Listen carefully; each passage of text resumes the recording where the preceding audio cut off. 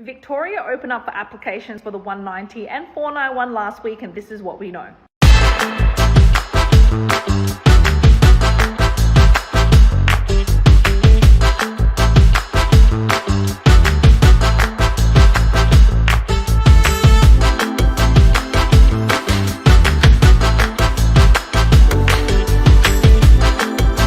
The eligibility criteria is quite similar to last year. So if you want to apply for 190 as an onshore applicant, you'll need to be living in Victoria.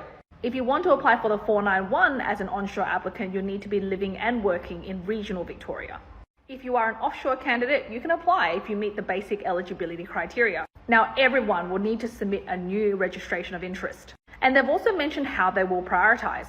So onshore applicants, they'll look at your salary and other industries such as health, social services, education, construction, new energy for the 190.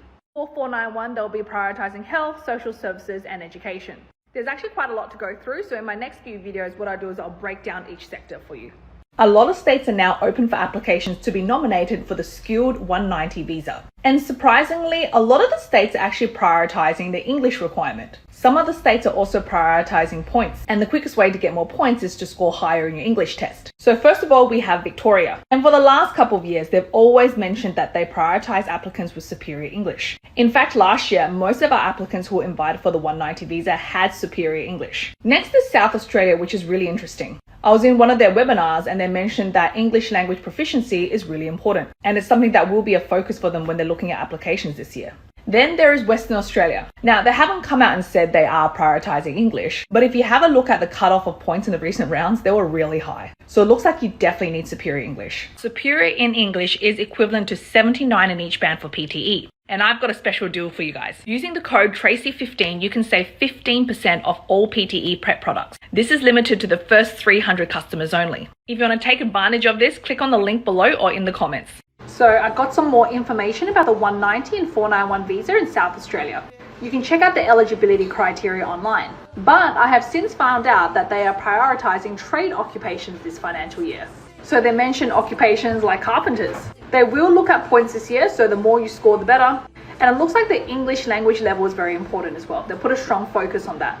In my next videos, I'll go through all the guidelines and eligibility criteria in detail. It's been a really big week, but let's circle back to Victoria. So last week, Victoria announced that they were opening for applications. This is for the 190 and 491 visa. You need to have your expression of interest and submit a new registration of interest. Now, let's go through the eligibility criteria. You'll need to meet the basic requirements for the 190 visa, and you can apply whether you are onshore or offshore applicant. So when considering your registration of interest, this is how they'll rank your application. So first of all, they'll look at your age. So I'm guessing candidates who score the highest in that age bracket will be prioritized. Then they'll look at your English language level.